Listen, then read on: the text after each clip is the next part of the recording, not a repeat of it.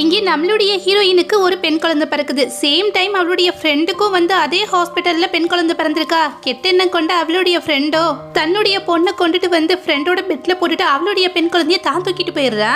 நம்மளோட ஹீரோயினும் இது எல்லாமே மறைஞ்சிருந்து பார்த்துட்டு இருக்கா. உடனே கோவம் வந்து தன்னுடைய குழந்தைய போய் புடுங்கிக்குவான்னு சொல்லி பார்த்தா உயிருக்கு உயிரா பழகுன தன்னுடைய ஃப்ரெண்டு தனக்கு பண்ற துரோகத்தை பார்த்தா அழுதுகிட்டே அந்த இடத்துல நின்றுட்டு இருக்கா.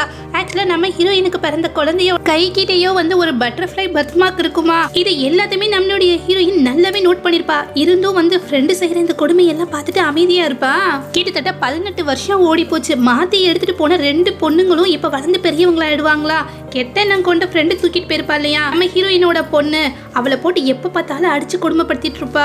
இப்ப கூட வந்து அந்த பொண்ணை கூப்பிட்டுட்டு நம்ம ஹீரோயினோட வீட்டுக்கு வந்திருப்பாளா. பார்த்தா அந்த பொண்ணோட முகம் ஃபுல்லாமே நிறைய காயமா இருக்கும். வீட்டுக்குள்ள இருந்து அவளுடைய உண்மையான பொண்ணு வெளியில வராளா. வேகமா ஓடி போய் நீ நல்லா இருக்கியாமா அப்படின்னு சொல்லி கேட்டுட்டு பெத்தவ கெட்டவளா இருந்தாலும் நம்ம ஹீரோயின் வளர்த்தனால அந்த பொண்ணு ரொம்ப நல்லவளா இருக்காளா. சாஃப்டா வந்து நான் நல்லா இருக்கேன் அப்படின்னு சொல்லிட்டு இருக்கா. நிச்சயமா நீ நல்ல பொண்ணுதான், மத்தவங்கள மாதிரி வந்து கேவலமானவெல்லாம் கிடையாது அப்படின்னு சொல்லிட்டு ஹீரோயினோட பொண்ணை பார்த்து சொல்லிட்டு இருக்கா. அந்த பொண்ணும் பாவம் ஒரு கால் சரியா நடக்க வராதா. ரொம்ப வந்து தயங்கி தயங்கி நடந்து வந்துட்டு இருக்கா. இப்ப வேகமா போயிட்டு உன்னை வந்து உள்ளுக்குள்ள கூப்பிடுறதுக்கு ஒரு ஆள் வேணுமா என்ன, இருக்கா எவ்வளவு மெதுவா நடந்து வர அப்படின்னு சொல்லிட்டு அந்த பொண்ணை போட்டு இப்ப கீழே தள்ளி விட்டுறாளா. அவளும் கையில நிறைய முட்டைகள்லாம் எடுத்துட்டு வந்திருப்பா. அந்த முட்டைங்க எல்லாமே இப்ப கீழே விழுந்து உடஞ்சு போயிடுதா. இது எல்லாமே நம்மளோட ஹீரோயினும் அமைதியா இருந்து பார்த்துட்டு இருக்கா. தனக்கு பிறந்த தன்னுடைய பொண்ணை வந்து இவ்வளவு கொடுமைப்படுத்தியும் வந்து நம்மளுடைய ஹீரோயின் அசராம அமைதியா இது எல்லாமே வேடிக்கை பார்த்துட்டு இருக்கா. இன்னொரு பக்கம் நம்ம ஹீரோயினோட ஹஸ்பண்டுக்கும் கோவம் வந்துருதா. வேகமா வந்து உள்ளுக்குள்ள போயிடுறான். இன்னொரு பக்கம் அந்த கெட்டவளோ எவ்வளவு தைரியம் இருந்தா அந்த முட்டைகள்லாம் உடைச்சிருப்ப அப்படின்னு சொல்லி வளர்க்கக்கூடிய ஹீரோயினோட பொண்ணை அடிக்கிறதுக்காக போறாளா. இப்ப நம்மளோட ஹீரோயினும் அவளுடைய கையை வந்து தடுத்து நிறுத்திட்டு முட்டைகள் எல்லாமே தெரியாம வந்து உடஞ்சி போச்சு, அதுக்காக நீ அவளுக்கு வந்து ஒண்ணு தண்டனை கொடுக்க வேணாம் அப்படின்னு சொல்லிட்டு இருக்காளா. இப்ப ஃப்ரெண்டும் மனசுக்குள்ளேயே என்னதான் அம்மாவையும் பொண்ணையும் பிரிச்சு வச்சாலும் உள்ளுக்குள்ள ரத்த பாசம் இருக்கும் போல, எப்படி அவ பொண்ணு அடிக்கும் போது வந்து தடுத்து நிறுத்துறா பாரு அப்படின்னு சொல்லி மனசுக்குள்ளேயே வந்து புலம்பிட்டு இருக்க. ஹீரோயின் வீட்டுல வளரக்கூடிய அந்த கெட்டவளோட பொண்ணும் அம்மா நான் இதை கிளீன் பண்றேன் அப்படின்னு சொல்லிட்டு வாங்குறாளா. இப்ப அந்த கெட்டவளோ அவ கையில துணியை பிடிங்கிட்டு இதெல்லாம் நீ பண்ண வேணாமா அப்படின்னு சொல்லிட்டு அதை தூக்கி தான் வளர்க்கக்கூடிய ஹீரோயினோட பொண்ணு முகத்திலேயே தூக்கி எரிஞ்சிடா. இதெல்லாம் நீ கிளீன் பண்ண அப்படின்னு சொல்லி தான் பொண்ணை கூட்டிட்டு போய் ஒரு ஓரமா உட்காந்துக்கிறாள். நம்மளோட ஹீரோயினும் கொஞ்சம் கூட அசராம இதையெல்லாம் பார்த்துட்டு இருக்கா. ஹீரோயினோட ஹஸ்பண்ட் உள்ளுக்குள்ள இருந்து ஃபர்ஸ்ட் எய்ட் பாக்ஸ் எடுத்துட்டு வந்து அந்த கெட்டவகிட்ட இவ்வளவு கொடுமையும் அனுபவிச்சுட்டு இருக்கிறது தன்னுடைய சொந்த பொண்ணு தான் தெரியாம போட்டு விட்டுட்டு இருக்காரா. இப்ப ஃப்ரெண்டை பார்த்துட்டு உனக்கு எல்லாம் கொஞ்சமாவது அறிவு இருக்கா, எப்ப பார்த்தாலும் உன்னுடைய பொண்ணு இந்த மாதிரி அடிச்சுட்டே இருக்கி, எனக்கு ஒரு சந்தேகம் இவ உண்மையிலேயே உன்னுடைய பொண்ணு தானே அப்படின்னு சொல்லி கேட்க இப்ப ஃப்ரெண்டும் பயங்கரமா ஷாக் ஆயிராளா. இன்னொரு பக்கம் நம்மளோட ஹீரோயினும் அப்பையும் கொஞ்சம் கூட அசராம நடந்து வந்துட்டு இந்த டாபிக்கை மாத்தணும் அப்படின்றதுக்காண்டியே தான் ஃப்ரெண்டு கிட்ட ஃபீவரா இருந்தப்ப என் கூடயே இருந்து கவனிச்சுக்கிட்ட, அது மட்டும் இல்லாம என்னுடைய பொண்ணையும் நல்லபடியா பாத்துக்கிட்ட, ரொம்ப தேங்க்ஸ் அப்படின்னு சொல்லிட்டு இருக்காளா. ஃப்ரெண்டோ பரவாயில்ல அப்படின்னு சொல்லிட்டு இருக்க. ஹீரோயின் கிட்ட வளரக்கூடிய தன் பொண்ணை பார்த்துட்டு நாளைக்கு உனக்கு பிறந்த நாள், அதுக்கு என்ன கிஃப்ட் வேணும்னு சொல்லு, நான் உனக்கு வாங்கிட்டு வந்து தரேமா அப்படின்னு சொல்லிட்டு இருக்காளோ. நீங்க இது வரைக்கும் எனக்கு என்ன கிஃப்ட் கொடுத்துருக்கீங்களோ அது எல்லாமே எனக்கு பிடிச்சதா தான் இருந்திருக்கு, அதனால நீங்க உங்களுக்கு விருப்பமானதை கொண்டு வந்து கொடுங்க அப்படின்னு சொல்லிட்டு இருக்காளா. அது மட்டும் இல்லாம அந்த சிட்டிலேயே ஒரு பெரிய யூனிவர்சிட்டி, அங்க வந்து சீட்டு கிடைக்கிறது அப்படின்றது லேசான விஷயமே கிடையாது. அதுக்கான எக்ஸாம் நான் எழுதிருக்கேன், அதில் பாஸ் ஆயிடணும், அப்போ மட்டும்தான் எனக்கு சந்தோஷம் அப்படின்னு சொல்லிட்டு இருக்க. கெட்டவளான ஃப்ரெண்டுக்கும் ரொம்ப சந்தோஷம், நீ கண்டிப்பாக பாஸ் ஆகிடுவ, அப்படி நீ பாஸ் ஆனேன்னு வச்சுக்கோமே அந்த பார்ட்டியில் வந்து நான் உனக்கு ஒரு சர்ப்ரைஸ் கிஃப்ட் தரேன் அப்படின்னு சொல்லிட்டு இருக்காளா. இன்னொரு பக்கம் நம்ம ஹீரோயினோட பொண்ணும் ரொம்ப தயங்கிப்படியே நடந்து தன்னுடைய அம்மா கிட்ட வந்துட்டு அம்மா நாளைக்கு கூட எனக்கும் பிறந்த நாள் தான், அதனால எனக்கு ஒரு புது ஷூ வாங்கி தரீங்களா அப்படின்னு சொல்லி கேட்டுட்டு இருக்க. பக்கத்துல நின்றுட்டு இருக்க நம்மளோட ஹீரோயினோ த பொண்ணோட காலை பார்க்குறா. கால் ஃபுல்லா அடிபட்டிருக்கு, அது மட்டும் இல்லாம அந்த செருப்பு ரொம்ப பழசா போச்சு. ஏமா இது வாங்கி வந்து பல மாசம் ஆச்சு, இன்னுமா இதை போட்டுட்டு இருக்க அப்படின்னு சொல்லி கேட்டுட்டு இருக்க. இப்ப நம்ம ஹீரோயினோட ஹஸ்பண்ட் அவளுக்கு வேற ஒரு நல்ல ஷூ வாங்கி கொடு அப்படின்னு சொல்லிட்டு இருக்கா. நான் ஃப்ரெண்டை பார்த்து இப்ப அவளுக்கும் பயங்கரமா கோவம் வந்துருக்கு. நான் வளர்க்கக்கூடிய ஹீரோயினோட பொண்ணை போட்டு பயங்கரமா அடிச்சிட்டு இருக்கா. உனக்கு எவ்வளவு தைரியம் இருந்தா வந்து இந்த மாதிரி கிஃப்ட் கேட்குற, வந்த இடத்துல வந்து உனக்கு ஏதாவது தேவைன்னா கேப்பியா என்ன அப்படின்னு சொல்லிட்டு பயங்கரமா போட்டு அடிச்சிட்டு இருக்கா. அந்த பொண்ணு இப்ப வலியால துடிச்சிட்டு இருக்கா. உனக்கு புது ஷூ வேணுமா என்ன, இந்த மாதிரி கேப்பியா அப்படின்னு சொல்லிட்டு மறுபடியும் போட்டு அடிச்சிட்டு இருக்க. இப்போ ஒரு டேபிள்ல தள்ளி விடுறாளா.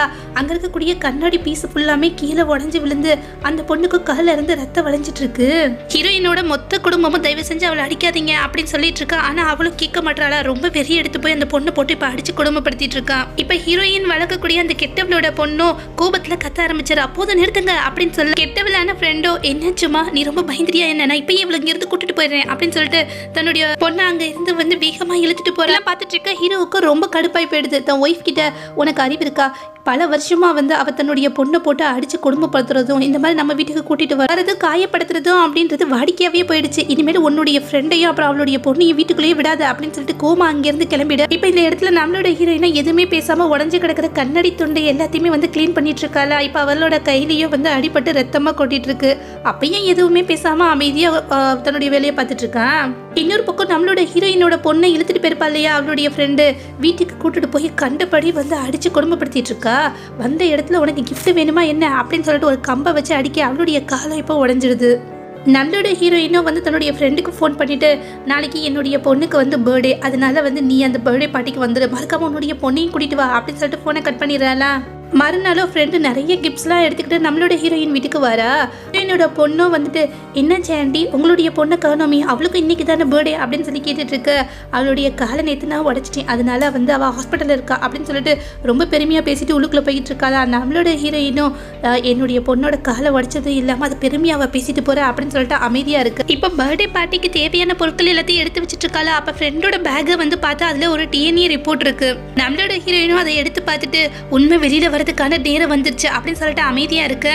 இப்ப அந்த பர்த்டே பார்ட்டியவோ ஒரு பெரிய ஹால்ல வச்சிருப்பாங்களா, நிறைய ரிலேட்டிவ்ஸ் எல்லாமே வந்திருப்பாங்க. அந்த இடத்துல அந்த பொண்ணு ஒரு எக்ஸாம் எழுதியிருப்பா இல்லையா, அதுலயும் பாஸ் ஆயிடுவாளா. அங்க இருக்கக்கூடிய எல்லாருமே எக்ஸாம்ல வந்து பாஸ் ஆகுறதும் யூனிவர்சிட்டியில இடம் கிடைக்கிறதும் அப்படின்றது ஒரு லேசான விஷயமே கிடையாது. உண்மையிலேயே நீங்க ரொம்ப கொடுத்து வச்சுங்க, இந்த மாதிரி பொண்ணு உங்களுக்கு கிடைச்சிருக்கா அப்படின்னு சொல்லிட்டு எல்லாம் பெருமையா பேசிட்டு இருக்கு. என்னோட ஹீரோவோ இது எல்லாமே என்னுடைய பொண்ணால தான் சாத்தியமாச்சு அப்படின்னு ரொம்ப பெருமையா பேசிட்டு இருக்கானா. இப்போ பின்னாடி இருந்து ஒரு குரல் கேக்குது, அவள் வந்து உன்னுடைய பொண்ணு கிடையாது என்னுடைய பொண்ணு அப்படின்னு சொல்லிட்டு இல்லை டிஎன்ஏ ரிப்போர்ட்டை எடுத்துட்டு நம்ம ஹீரோயினோட ஃப்ரெண்டு வந்து உள்ளுக்குள்ளே என்ட்ரி கொடுக்குறாளா. அவளை பார்த்துட்டு எல்லாருமே வந்து ஷாக் ஆகி போயிடுறாங்க. அங்கே இருக்கக்கூடியவங்களோ என்னம்மா இந்த யூனிவர்சிட்டியில் ஒரு பெரிய இடம் கிடச்சிருச்சு, இந்த பொண்ணு ஃப்யூச்சரில் நல்லா வந்துடுவா, உன்னை பார்த்துக்குவா அப்படின்றதுக்காண்டி இவ உன்னுடைய பொண்ணுன்னு சொல்லி பிரச்சனை பண்ணிட்டு இருக்கியா, வெளியில் போ அப்படின்னு சொல்லிட்டு இருக்க.